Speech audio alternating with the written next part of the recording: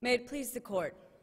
My name is Sarah Thornton. As indicated by my co-counsel, Ms. Vickery, a fundamental right to interstate travel exists pursuant to the Substantive Due Process Clause of the 14th Amendment. In my time before the Court, I will be discussing what level of scrutiny to apply to the Chicago Ordinance and the result of applying that level of scrutiny. Because a fundamental right to interstate travel exists, this Court should reverse the decision of the Seventh Circuit because, 1, the proper level of scrutiny to apply is strict scrutiny, and 2, under a strict scrutiny review, the ordinance is unconstitutional. Now, I asked your co-counsel earlier, if this isn't a fundamental right, what happens now? If a fundamental right does not exist, then the ordinance is reviewed under a rational basis review. Under a rational basis review, the ordinance is still unconstitutional because, first and foremost, there is not a legitimate government interest. The interest asserted is a financial interest. So you're saying that a city doesn't have the right to try to maintain its well-being and its welfare. That's not an important police power of the city or the state.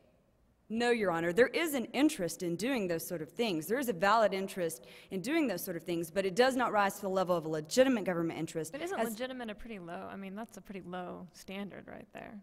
Isn't it like the lowest standard we Pretty have? much anything works, right? No, Your Honor, not everything works, and in this particular case, it does not work. It is the lower level of scrutiny to apply as opposed to the strict scrutiny analysis, but the ordinance is still unconstitutional underneath this rational basis review. As indicated, has any court said that the financial interest of a city is or is not a legitimate government interest? not that I'm aware of, Your Honor, but there is no interest in requiring a school teacher, as in Ms. Jones' case, to live within a certain area, particularly in the case of Ms. Jones when she can't even afford to move within the city of Chicago. But doesn't the city have an interest that the money that it pays out to its employees is spent in its city for the good of its citizens?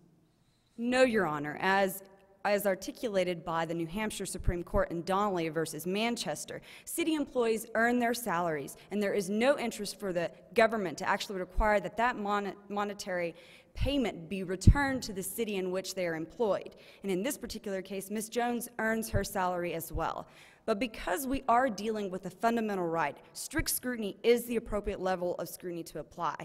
This court has consistently applied strict scrutiny to ordinances and regulations that infringe on an individual's fundamental right, as articulated in cases— Well, let's go back to this ordinance. I believe the record reflects that the Chicago City Council said this was for